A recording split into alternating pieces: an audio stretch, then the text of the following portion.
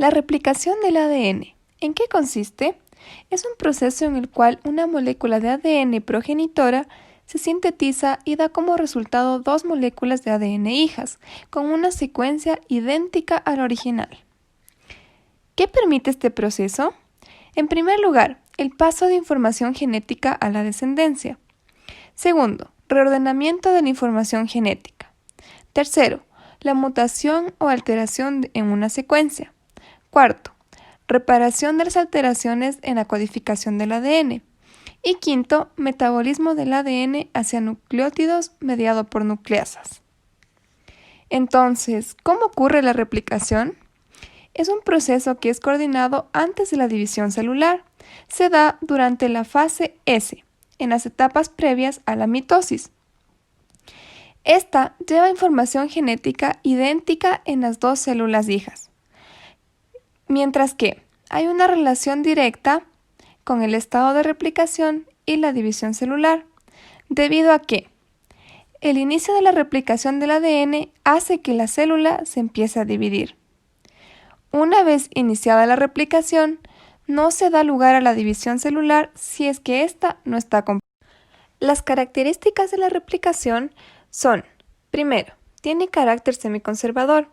Segundo, es de forma simultánea, secuencial y bidireccional. Tercero, tiene origen focal en procariotas y multifocal en eucariotas. Y cuarto, tiene un carácter semidiscontinuo. Ahora, ¿qué es el carácter semiconservador? Es el mecanismo por el cual dos hebras de ADN progenitoras sirven de molde para sus respectivas complementarias. Lo que quiere decir, una molécula de ADN está formada por una hebra progenitora y una hija. Este mecanismo se repite en varias generaciones de células, siempre conservando la mitad de la célula original. Pero, ¿cómo se evidenció que el carácter es semiconservador? Fue en un experimento realizado por Mendelssohn y Franklin Stahl en 1958, durante la síntesis de ADN de bacterias de E. coli. ¿Qué técnica aplicaron? Usaron una técnica de sedimentación en gradiente de densidad, con la introducción de isótopos en las moléculas de ADN. ¿Cómo se llevó esto a cabo? Primero, se extrajo el ADN de las células y se centrifugó el mecanismo en un gradiente de cloruro de cesio. El ADN de esta molécula tenía más densidad que las cultivadas con nitrógeno 14. Posterior a esto se extrajo el ADN de estas células y se evidenció que tenían cantidades iguales de ADN con dos densidades distintas, lo que significaba un carácter semiconservador. La replicación multifocal se da principalmente en los cromosomas de las células eucariotas. La replicación multifocal se da principalmente en los cromosomas de las células eucariotas, debido a que cada cromosoma tiene múltiples sitios de origen para poder replicarse. Cada sitio de origen de replicación en los cromosomas da lugar a dos horquillas. Gracias a este mecanismo multifocal que tienen las células eucariotas, se puede producir de una manera más efectiva la replicación de los cromosomas y en un tiempo menor. La replicación monofocal se da principalmente en los cromosomas de las células procariotas. Se conoce así debido a que la replicación de los cromosomas siempre empieza desde un punto determinado llamado origen. ¿Por qué la síntesis del ADN es simultánea y bidireccional? La síntesis del ADN siempre empieza en los orígenes de replicación. En cada origen se produce la apertura de la doble hélice y empieza de manera simultánea la síntesis de las dos nuevas hebras. Estas hebras van tomando forma y se van alargando porque se realiza la adición secuencial de nucleótidos. La formación de estas dos hebras se dan en ambas direcciones y por esta razón la replicación es bidireccional. Para terminar, sabemos que las dos hebras del ADN son antiparalelas. Una tiene de dirección de 5' a 3' y la otra de 3' a 5'. Entonces el avance de las horquillas progresa en sentido opuesto.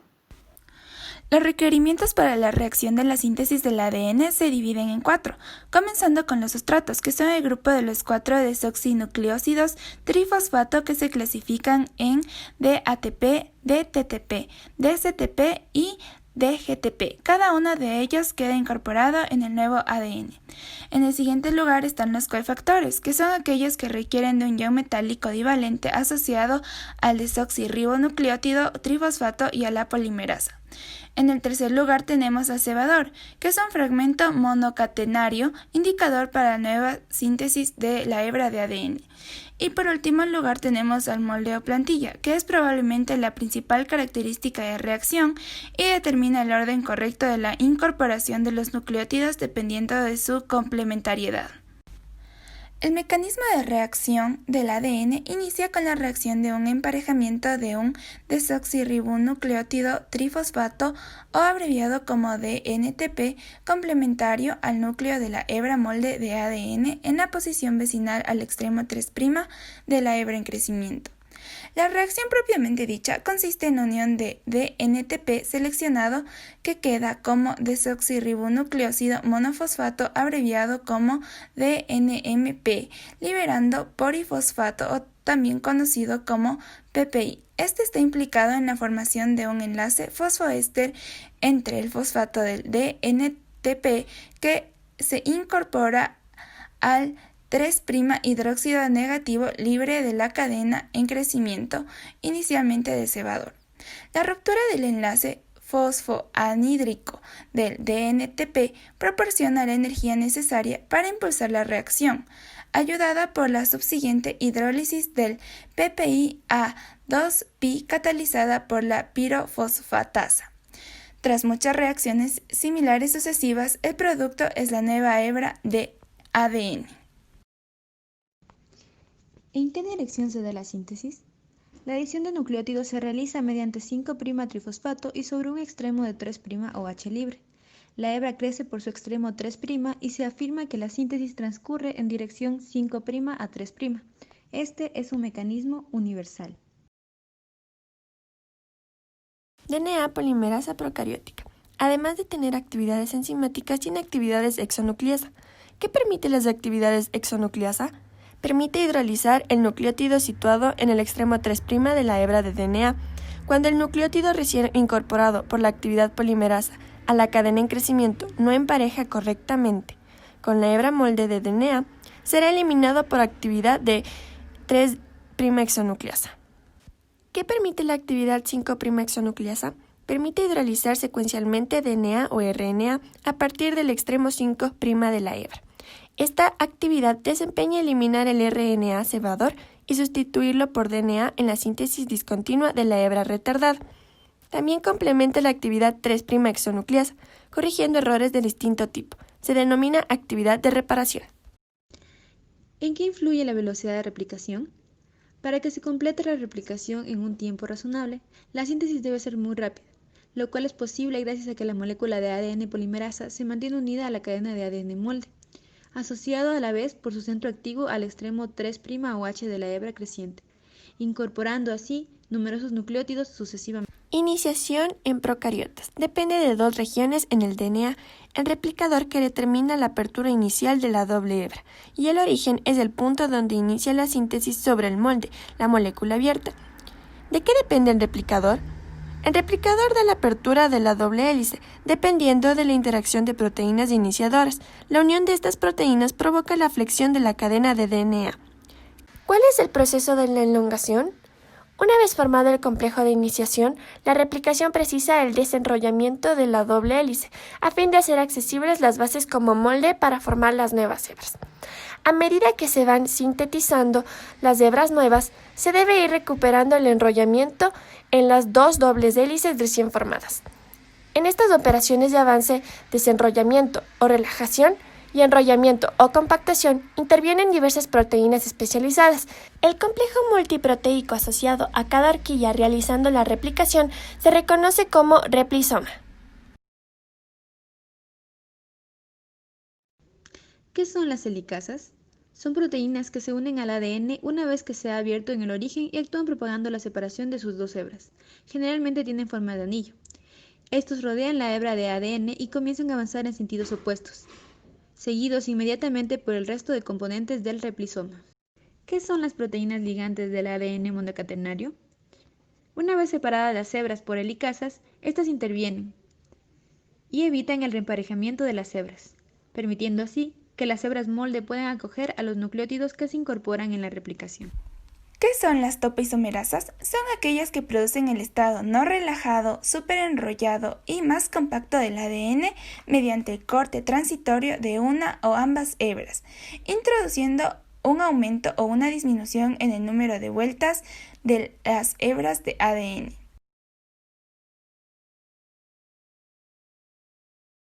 Hay dos tipos de topoisomerasas. Las del tipo 1 dividen de manera transitoria una hebra de enlace fosfodiéster del ADN, dejando pasar a la otra por una brecha abierta y vuelven a ligar a la primera hebra. Y las topoisomerasas de tipo 2 cortan de manera transitoria las dos hebras de ADN, permitiendo el paso de la otra doble hebra intacta por la brecha abierta y finalizan resellando los cortes. ¿Cuál es la función de la primasa?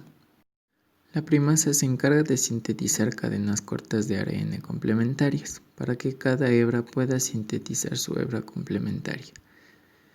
En las procariotas, la primasa es una proteína independiente que forma parte de un complejo proteico llamado primosoma asociado a la horquilla.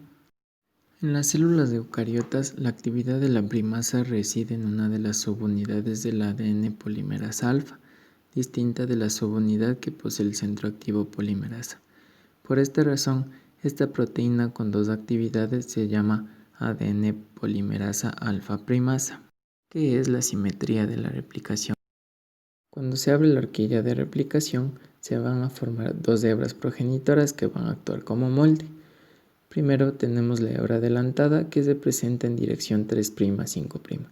La síntesis de esta es más simple debido a que su hebra complementaria puede transcurrir por el simple avance de la polimerasa a lo largo del molde, a la par que avanza la horquilla. Por otro lado, tenemos otra hebra progenitora llamada hebra retardada. Esta se expone en sentido 5'-3', por lo que no puede actuar como molde a medida que avanza la horquilla. Para la hebra retardada se necesita un mecanismo especial para poder formar su hebra complementaria. La hebra complementaria se forma a partir de la adición de los fragmentos de Okazaki. Estos fragmentos de Okazaki requieren un ARN cebador sintetizado por una primacia, y gracias a la adición de estos fragmentos se puede formar la hebra complementaria de la hebra retrasada. Mecanismo de elongación. Maduración de los fragmentos de Okazaki. Para que la hebra se sintetice, los fragmentos de Okazaki deben estar unidos.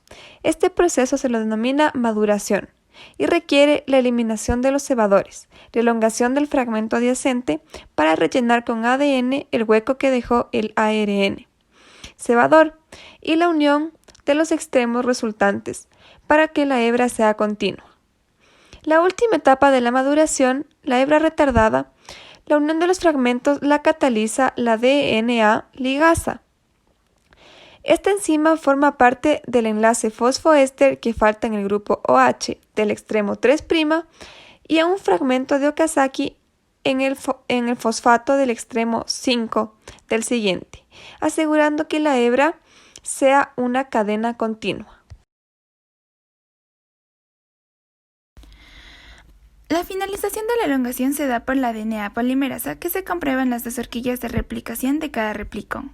Probablemente durante su avance estas lleguen hasta las horquillas correspondientes de los replicones adyacentes, y aunque aún no se conoce su proceso molecular, se sabe su concepto debido al que el relleno de los huecos y la unión de ambos tramos de la nueva hebra pueden resolverse de la misma forma que la maduración y la unión de los fragmentos de Okazaki. Y también aún falta por aclarar cuál es el número de replicones implicados de forma simultánea en la replicación de cada cromosoma, así como los mecanismos de control que coordinan el proceso en todos ellos. La replicación de los telómeros. ¿Qué es un telómero? Es una región situada en el extremo de los cromosomas lineales en las eucariotas, a los que se unen ciertas proteínas. Están constituidos por familias de ADN repetitivo no codificante, formados en bloques de 1 a 12 kb de longitud, con unidades de 6 a 8 pb repetidas en tándem, centenares o miles de veces. Para la implicación de los telómeros en la replicación, se deben recordar dos características principales. La primera, la abundancia de repeticiones en tándem y la segunda, el carácter cohesivo de los extremos. El carácter cohesivo forma salientes 3' en una de las hebras de cada extremo de los cromosomas, tanto progenitores como filiales. Pero, ¿qué sucede con estos salientes? Los salientes 3' se producen un acortamiento progresivo de las hebras de ADN sucesivas en cada ronda de replicación. Este acortamiento de las regiones teloméricas supone la disminución progresiva de la longitud de un cromosoma a lo largo de sucesivas divisiones celulares. ¿Cómo se perpetúa el mensaje genético? Este problema se resuelve por la acción de una enzima telomerasa que alarga los telómeros compensando la pérdida anterior. Esto sucede durante la fase S del ciclo celular. Características y componentes de la telomerasa. Se cree que son un resto evolutivo de una ribosima que pudo servir anteriormente para catalizar la síntesis de ADN o de intermediario en la transición evolutiva del RNA replicasa. Se trata de una ribonucleoproteína que solo es capaz de sintetizar una secuencia determinada de ADN, formada por dos componentes. El componente ribonucleico, que forma parte integral de la enzima e incluye una secuencia característica para cada especie. Componente proteico. Contiene la actividad enzimática, la cual, para sintetizar el ADN telomérico, no utiliza un cebador de RNA sintetizado a tal fin, sino que elonga el extremo telomérico 3' precedente. La telomerasa alarga el saliente 3' y hay un emparejamiento de bases entre DNA telomérico y RNA de los telómeros. El componente proteico de la telomerasa cataliza la elongación del saliente 3' empleando como molde la hebra de RNA de la propia telomerasa. La telomerasa se desliza sobre el saliente 3' previamente elongado, conservando la complementariedad gracias a la repetición de secuencias. Y nuevamente, la telomerasa elonga el saliente 3', donde pasa sucesivas translocaciones y elongaciones, dando inicio a la fase B, síntesis de un cebador, elongación por DNA pol alfa primasa y sellado de la mella por la ligasa, dando como resultado un telómero más largo que el de la partida. ¿Cuál es la funcionalidad de la actividad telomerasa en las células?